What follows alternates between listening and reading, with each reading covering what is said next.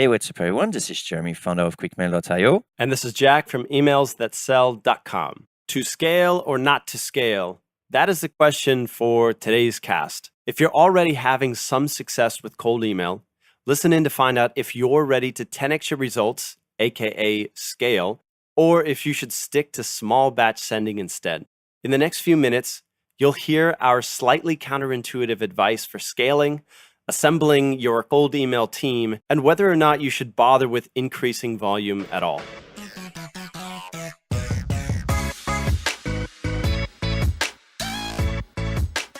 Scaling up is probably where everybody listening wants to be or is working towards, but it's not always clear when the right time to turn up the dial, so to speak.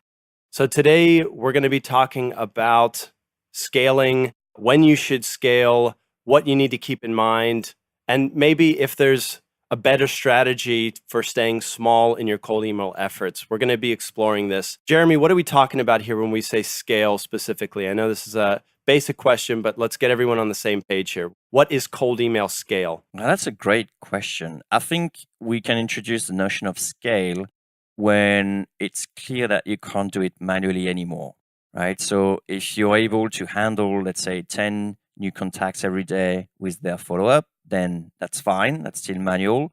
But at some point, you just can't keep up anymore. And I think that's when we're probably talking about scaling in terms of automation. And as Bill Gates said, if you scale an inefficient process, then obviously you're going to magnify the effect of that. So you better get it right first before you start scaling. So I actually have a different take on scaling. I don't care what tool or automation is being used. To me, even if you just hired 10 more humans to send emails, that's a form of scale in my eyes. I'm seeing this as just increasing the volume, reaching out to more prospects, having more conversation regardless of the processes and tools in place. Totally agree. Yeah, we're talking about volume here, reaching out to more people. Increasing. But it seems obvious that any business who's sending cold emails should be eventually working towards scale, ramping things up as a system or as a process starts to work consistently. But it's important to consider the benefits of staying small.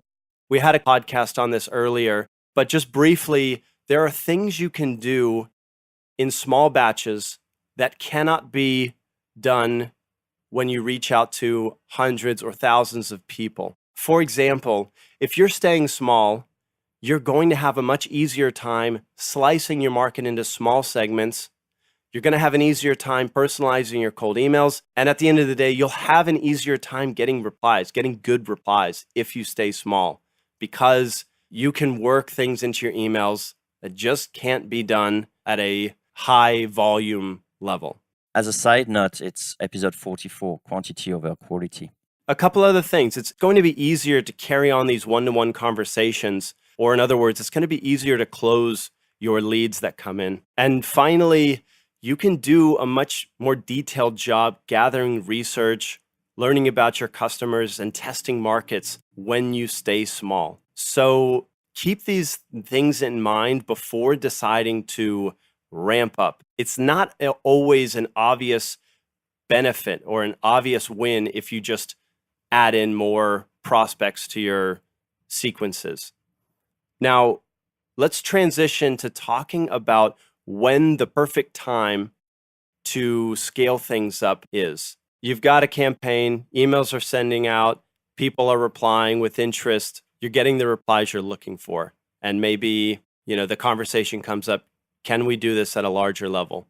Here's the first assumption that will have to be made when you talk about scaling. Assumption number one is you've got enough prospects to reach out to. So if you have a market that's clearly defined, meaning you're reaching out to one specific kind of company, you know exactly who to contact at those organizations, then you're going to be able to scale things up. If you're still at a phase where you're testing different markets, you're having some wins, some losses, it's probably not time to roll out a much larger effort. You want to be able to have consistent results, not only with the emails that you're sending, but with the list that you're reaching out to. So a couple examples, if you happen to have a product that you can sell to franchisees, franchise owners of McDonald's, for example, that'd be a really good example of a defined market that has plenty of customers that you could reach out to in a very specific way. So if you've got a lot of people that match a very strict set of criteria or attributes, scale is in your future as long as you can get your emails to work consistently with a small test group of them. You could also be thinking of generating your leads inbounds. Sometimes that may actually be harder to scale up for that because you will need your marketing efforts to probably ramp up at some Yeah. point, and that would probably happen naturally. What do you think of that, Jack? As you increase your inbound marketing efforts, you'll be getting more leads in your pipeline that you can then contact. Yeah. That's a great idea. And it's not, the beauty of this is you don't have to come up with more and more and more prospects to find. They're going to find you potentially. The driving force for this could be promote your content by purchasing ads, or you hire some more like inbound people on your team. This kind of thing works, but it's not always as simple as being able to generate a list on your own, which is why it's so important to have market that you can tap without having to stretch what you've defined your customer to be. I've seen some campaigns just fall flat because too early on, they try and reach out to a wide audience just so that they can scale. A couple years back, there was a project that I saw that they were selling software to small to medium-sized business owners. And they had lists of like close to 1 million people that fit their very broad criteria. But the campaign just fell flat because they weren't able to identify their hot list. They weren't able to personalize the messages because they just simply reached out to too many people. So keep that in mind. You want a defined yet large market that you can send more emails to if you're looking to scale. Yeah, sounds great. When would you actually think that you need to consider scaling up or not, depending on your positive reply rate? So before we look at your positive reply rate, this is I think, a magic question that a lot of business owners overlook just because the culture is growth, growth, growth, growth above everything, right? I think it's what is best for your company. And that sounds a little bit strange, but I'll tell a quick story about this to sort of make this concrete. When I was in college, I had a job as a waiter.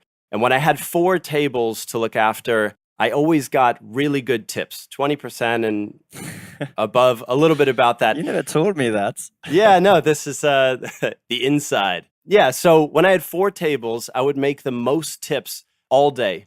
But if I had 8 tables, that's more customers, but I would end up screwing something up, not giving the table the attention they were looking for. And so like the tips would drop from 20 to say 15 or sometimes even less because I wasn't that great of a waiter. And anyways, I would make less money per hour, even though I added twice the table. So what I'm saying is when you scale cold email, you may be able to reach out to a lot more prospects.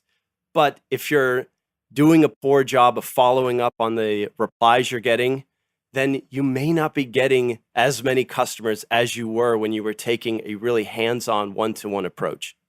Does that make sense, Jeremy?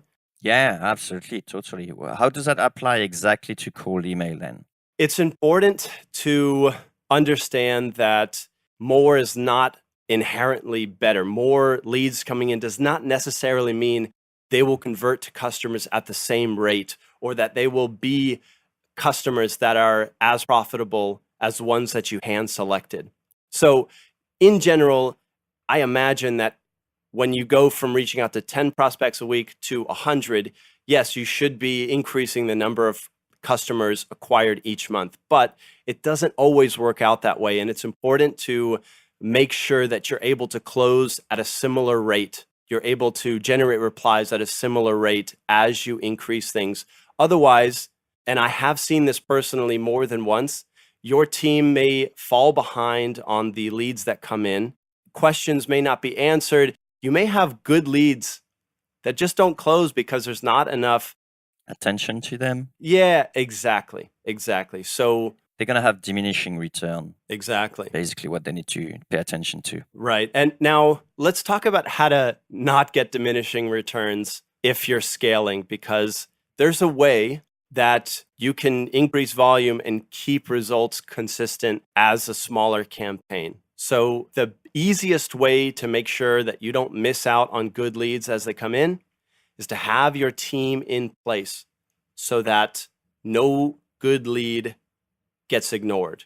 So what kind of team members do you need for scaling a cold email campaign? There's a couple different positions that you will need taken care of.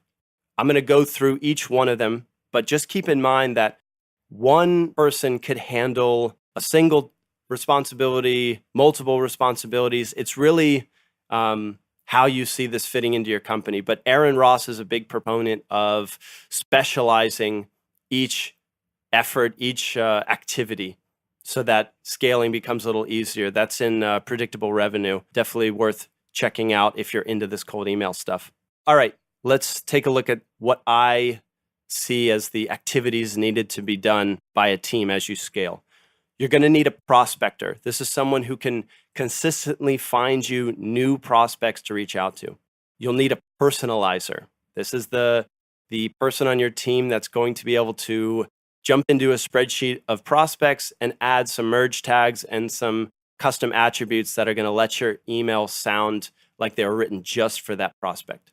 You've got your reply handler. This is the person checking the inbox daily or multiple times a day, making sure that good leads get the replies that they're looking for. Very important position here. After all, you've spent a lot of time and money getting these replies. Having someone who knows how to carry this conversation forward is maybe the most important job of your entire campaign. There's two more. Finally, you have your closer. So this is the person that might jump on the phone with the lead or maybe meet them in person. Their job is to get the sale. And finally, I have a silly title for this last role, but it's a deliverability checker. This is the person that's going to make sure that all the deliverability items are shipshape, that you're not losing deliverability or opens as you start ramping things up. If you've got these, say, people in place, you should be able to scale properly, assuming you've got the right market and your emails are working. So what you're really saying is, as you scale, you're going to have to divide those roles. So one person can't keep on doing all those roles if you're scaling up. Ideally, yes. I mean, it would be beautiful if you could have 6 people managing your whole cold email campaign. But in the beginning, it's not always feasible to do that. And a couple episodes back, we spoke with a gentleman who was the sole owner of the cold email effort. And he mentioned that it was difficult to stay on top of everything. But if that's where you're at right now, that's okay. But the next step would be to look into maybe hiring somebody by the hour, maybe a virtual assistant who can help with a couple of the time-sucking activities so that your team can work on the more high-value items. So closing, handling replies. Yeah, like handling replies. Exactly. Get your team in place and take my advice, put a checklist or a process manual together as you hire people so that they can follow it, and make sure that as you scale, the process is being done the same way, just on a larger level. Yeah, I'd like to come back quickly to the ratio between positive reply and negative reply. Okay. Because it may be that you're just on the verge of getting flagged as spam or entering a spam list just because a lot of people are just complaining about our email. You may be closing a few one and that may work for you. And you may have the temptation at that time to scale up to just get more replies. But I think you may actually encounter more difficulties in terms of deliverability because you would probably end up into, a spam list when you got too many complaints or getting blocked by Google or whoever is sending your email. So just pay attention to that. Only scale if you're seeing positive indicators that, okay, that's good. People like our campaign. We're really getting good return. Then we can look into scaling kind of thing. Don't scale as a way to force the volume of positive reply on you. Just make sure everything works before you actually scale up. A great point, Jeremy. And if you're listening now and saying, I'm not entirely sure if I have the right positive reply ratio, just keep in mind, guys, like there isn't a magic number that's going to guarantee you're out of Google jail, you're always inboxing, and you're going to be happy and blissful your entire life. There's no number there that we can tell you indicates that you're ready for the big time, so to speak. But if you've been able to send emails for several months that have not only given you positive replies, but also enough customers where you can say this effort is absolutely worth its costs, then you have a good chance that as you scale, you will continue to have good results. Because if you're doing a terrible job, you could be banned after just a few weeks. But if you've already been going on for months and nothing has come up, then it's a pretty good indicator that you should see similar things as you go on, assuming you can maintain quality list and quality sending practices along the way. Last thing to keep in mind is you may want to create different sending email addresses as you scale, because then you can say, okay, we're going to be... You stole my point. This is great. No, I've done this a couple times. It really works. Basically, all that's required is as you hire a new salesperson or someone to help check inbox, just go ahead and create them a new email account that they can send cold emails from. That way, you don't really need to increase the number of emails sent per account. You could sort of keep things as normal with your existing salespeople. Just as you add new members to your team, give them a new email account, send cold emails from them, and that could be your way of scaling, as opposed to just going from 100 emails a week to 500 on the same account. On top of this, when you're talking about volume, it takes time to send emails. You can't just blast, let's say you're blasting 10 emails at 9 o'clock. You can't just keep on blasting more emails at the same time exactly. You're going to have to spread your sending patterns. So if you do that, then you may effectively going into the 11 o'clock, into the lunchtime and things like that. And you may actually get diminishing return depending on industry and when are people more susceptible to reply to you. So adding more inboxes will allow you to scale up. It could even be for the same person. So you could have, Jack at, company, but also Jack Reamer at company being some sort of inbox, because you just want to maximize the time at which you discover that in your industry, you're getting maximum return on emails. Does that make sense? Yeah. So basically, have different accounts so that your volume can increase without any red flags coming up. Yeah, and shifting the time at which you're optimizing for replies. Yes. Yeah, I like it. There's one other point here I have in my notes that's definitely worth considering as you decide if you've got the right recipe in place to scale your cold email efforts. And that is about the call to action. If you're 10xing the amount of emails that you're sending each week, the temptation will be to use call to actions that are really easy to manage, like sign up for a free trial here, or you can sign up for our paid program at this link, or just using like call to actions that the prospect will have to do all the work. And my advice is to hold off on doing that as long as you possibly can, because the call to actions that you're using today that are currently working probably don't involve a buy now button. So keep the conversations human, sounding one-to-one as much as possible, even as you 10x the number of people that you reach out to, because remember, it's about getting results for your business and not how many people can you contact a week. And so it's really just figuring out what's going to move the needle in your sales the fastest, the furthest. And typically you can't take shortcuts, even though it's tempting to just make the call to action so that it's automated, so to speak. It ties back to keeping 20% of your time experimenting. It's not because you're scaling up a system that really works that you're sort of like done with experimenting. So you could experiment with a buy now button, but just build on something that works and not change direction because of the scaling. That's what you're saying, right? What I would say is focus on ramping up what's already working. So bringing people in place, increasing your team size so you have more hours that can be spent on closing and following up, instead of focusing on like streamlining everything and making it completely automated so that there's no more human effort is required. The emphasis should be on just doing more of what works instead of eliminating the need to talk with leads and prospects. Yeah, I'm into that. I've covered all of the little points I have here. So if you're listening to this and nodding your head and saying, yep, sounds like I'm time to scale, best of luck. Keep it going and do more of what works. All right, sounds good. Thanks, Jack. Okay, so hopefully you now got a clear view as to when is it okay to scale your numbers, and if you're still unsure, use your positive reply rate as an indicator that most of your messages are well received.